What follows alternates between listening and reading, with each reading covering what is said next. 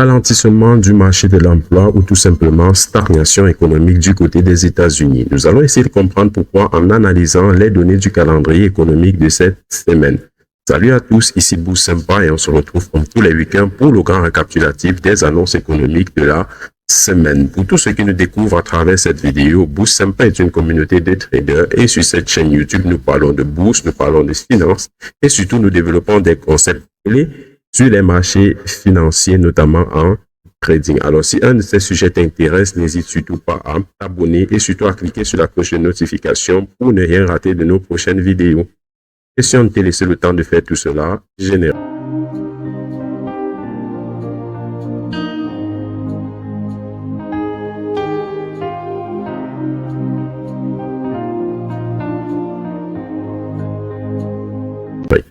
Voilà les amis, on se retrouve et on va commencer à dérouler le calendrier économique de cette semaine. Comme nous l'avons dit en intro, semaine plutôt défavorable du marché de l'emploi aux États-Unis. On va commencer avec le mardi parce que oui, le lundi, on n'a pas eu d'annonce économique à 3 étoiles. Et comme vous le savez, durant nos grands recaps, on s'intéresse beaucoup plus aux annonces économiques à 3 étoiles.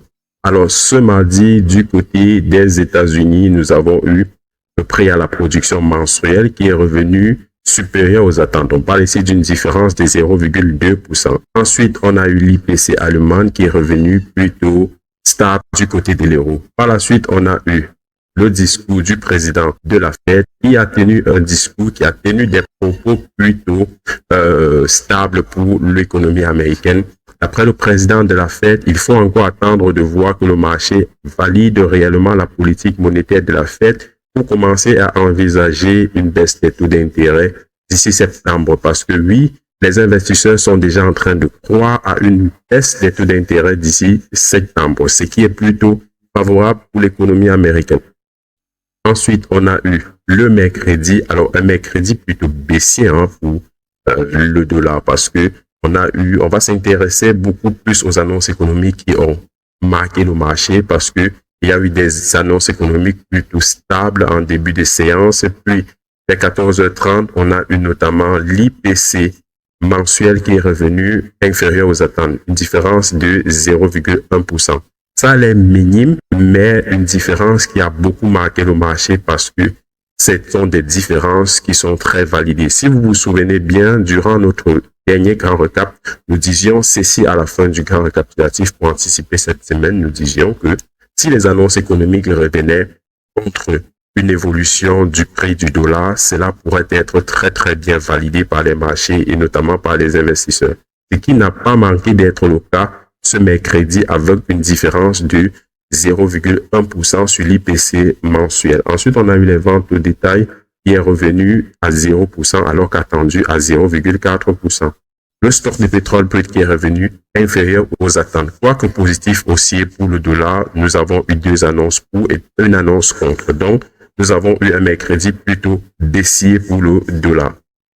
Ensuite, nous passons au jeudi. Le jeudi, du côté du Japon, nous avons un PIB qui est revenu inférieur aux attentes.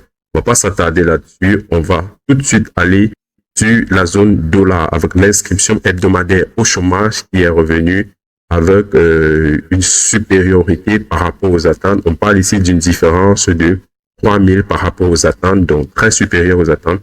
Une indice manufacturier de la Fed qui est revenu à 4,5 alors qu'attendu à 7,7, ce qui a plutôt été négatif baissier pour le dollar. Donc, on vient d'avoir un mercredi baissier et un jeudi baissier. Le vendredi, une stabilisation du côté de l'IPC annuel de la zone euro.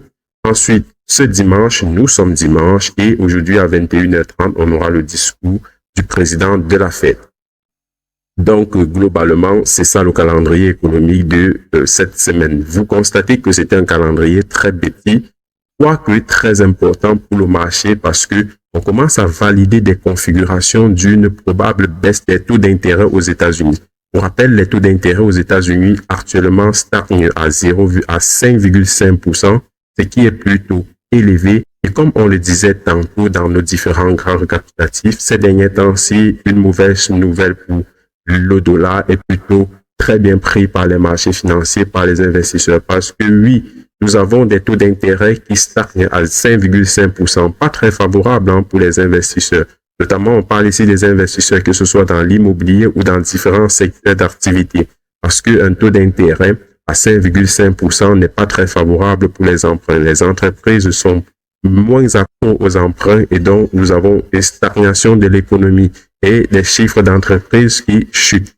D'ailleurs, en parlant de chiffres d'entreprise, cette semaine était une semaine de continuation pour les annonces des entreprises sur les données trimestrielles. On va clôturer la semaine prochaine, le 22 de la semaine prochaine, avec Nvidia comme d'habitude.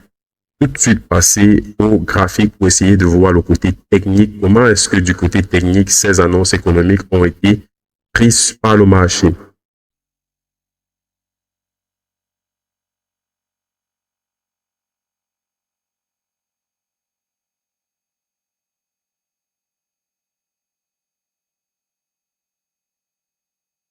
Donc voilà, on commence comme d'habitude avec le dollar. J'ai encadré avec ce petit cadre que vous pouvez constater ici cette semaine. Je vais retirer ça. Cette semaine a été une semaine plutôt stable en début de séance. En début de semaine, on parle ici du lundi et du mardi. Un lundi assez stable et un mardi assez stable. Puis, le mercredi, avec les annonces économiques qui sont parues défavorables pour le dollar, nous avons eu une nette chute du dollar. Le jeudi, pareil, nous avons eu une chute du dollar, d'où cette tendance baissière d'ici à là pour cette chute du dollar. Ensuite, nous avons une légère correction haussière pour le dollar. Donc, globalement, comme on le disait, ces derniers temps, les annonces économiques qui reviennent contre le dollar propulsent très loin le marché vers une baisse probable du marché. Et donc, nous avons eu une semaine plutôt baissière pour l'indice du dollar. Quoique nous avons ensuite eu une petite correction haussière. Nous sommes ici sur le dollar en 1 heure, je tiens à le rappeler. On va aller également sur le marché de l'euro, comme d'habitude. Du côté de l'euro, pareil, nous sommes ici en 1 heure et j'ai pris la peine d'encadrer notre scénario de cette semaine. Alors, nous avons eu un début de semaine plutôt haussière pour l'euro. Nous sommes toujours sur l'indice de l'euro en 1 heure. Et vous vous souvenez probablement de cette configuration que nous avions dessinée déjà, une configuration plutôt baissière du côté technique pour l'euro. Nous avons donc un début de semaine plutôt haussier pour l'euro. Ensuite, nous sommes sur une phase de stabilisation avec déjà un dessin de configuration en triangle. Vous vous souvenez de cette pattern de trading si vous avez regardé la vidéo sur les patterns de trading. Donc, nous avons déjà dessiné une configuration en triangle ici et nous attendons à une cassure de cette configuration pour avoir un réel point d'entrée. Si vous vous souvenez, nous avions eu ici une divergence baissière. Nous sommes en train d'avoir des plus hauts qui ne cassent plus les plus hauts précédents et donc on peut déjà commencer à se dire peut-être que le marché va chuter. Quoi qu'on attend vraiment du côté technique d'avoir une cassure de cette configuration pour réellement se positionner. Cela dit, du côté fondamental, on constate que nous anticipons déjà une baisse des taux d'intérêt du côté de l'euro en juin par la BCE et nous pouvons déjà nous dire que oui, l'euro pourra commencer à chuter, ce qui sera plutôt favorable pour l'économie européenne. Donc, on s'attend vraiment à une baisse de l'euro. Si on a une cassure par le bas, on peut vraiment s'attendre à une accélération baissière. Quoique je vous enverrai les confirmations de cette configuration dans le canal Telegram. On continue et cette fois-ci, on va aller sur le calendrier économique de la semaine prochaine. Question d'essayer d'anticiper les marchés comme dans nos habitudes. Mais avant cela, on va essayer de faire le point. Alors, du côté des indices, on va s'attarder déjà au CAC 40. Du côté du CAC 40, nous avons eu une clôture en fin de semaine avec un CAC 40 qui se négocie à 8167,50 et une clôture avec moins 0,26%. Du côté du S&P 500, nous avons une clôture avec S&P 500 qui se négocie à 5303,27 avec une hausse de plus 0,12%. Les autres indices, je vous laisse le temps de lire si vous en avez envie. Du côté des actions, on commence par l'action Tesla, une action que j'aime bien parce que, voilà, c'est Tesla. Donc, du côté de Tesla, on a un Tesla qui s'est négocié en fin de section à 177,46 avec une hausse de plus 1,50. Nous avons l'action Amazon qui s'est négociée à 184,70 avec une hausse de plus 0,58. Nous avons l'action Total Énergie qui se négocie à 66,95 avec une hausse en fin de section de plus 0,74. Nous avons la Société Générale, une société que j'aime bien qui se négocie à 27,23 avec une baisse de moins 0,13%. On continue avec les devises et on commence par la paire de devises euro-dollar. Du côté de l'euro-dollar, on a un euro-dollar qui se négocie à 1,0869 avec une hausse de 0,04% en fin de section. Les autres paires de devises, je vous laisse le dire si vous avez envie de les lire ou plutôt si vous tradez également ces paires de devises. Moi, par contre, je ne vais pas les lire ici, question de faire une vidéo un peu plus courte. Donc, du côté des cryptos, on a la reine qui s'est négociée à 67 180. Je rappelle que cette semaine a été plutôt une semaine de hype pour le Bitcoin.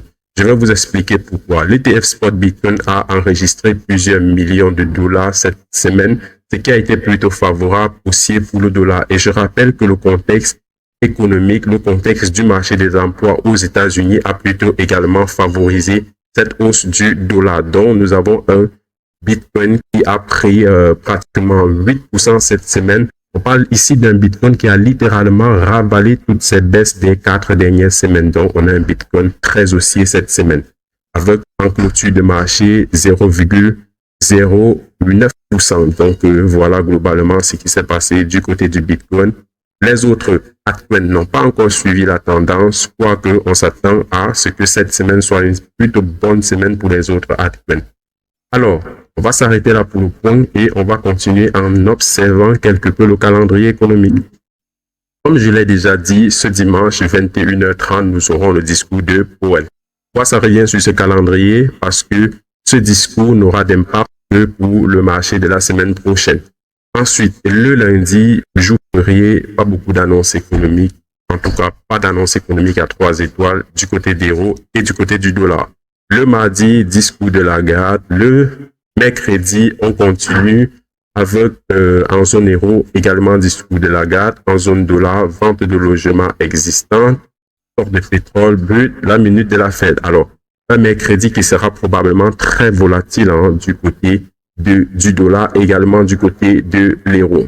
Ensuite, le jeudi, on s'attend également à un jeudi très volatile avec notamment les différents indices FMI du côté du dollar et du côté de l'euro. Je prête attention, je vous demande de prêter beaucoup attention à ce jeudi. On aura un jeudi très volatile et très décisif pour la politique monétaire future du côté de la Fed comme du côté de la BCE. Donc, il faudra vraiment tabler là-dessus. J'espère qu'il y aura des chiffres plutôt négatifs pour vraiment confirmer, également essayer de mieux asseoir nos idées sur une prochaine baisse des taux d'intérêt. Ok, le vendredi, PIB allemand, on clôture la semaine avec un vendredi voilà, de correction pour les différentes annonces économiques qui vont venir pour les différentes volatilités du mercredi et du jeudi. Donc voilà tout pour cette semaine, pour la semaine prochaine et globalement, on peut déjà commencer à anticiper une continuation baissière pour l'indice du dollar et également une continuation baissière pour l'indice de l'euro. Alors, si tu nous as regardé jusqu'ici, je peux t'inviter au nom de la communauté Boussempa à nous rejoindre sur nos différentes communautés, que ce soit sur Telegram ou sur Discord, quoique je te conseille Telegram parce qu'on est beaucoup plus actif sur Telegram pour le moment. Donc, au nom de la communauté Boussempa, tu peux nous rejoindre et nous serons très contents de t'accueillir dans notre communauté. On va donc se dire à la prochaine en se quittant sur cette note positive et j'espère qu'on pourra se retrouver dans la communauté. Ciao les amis, portez-vous bien.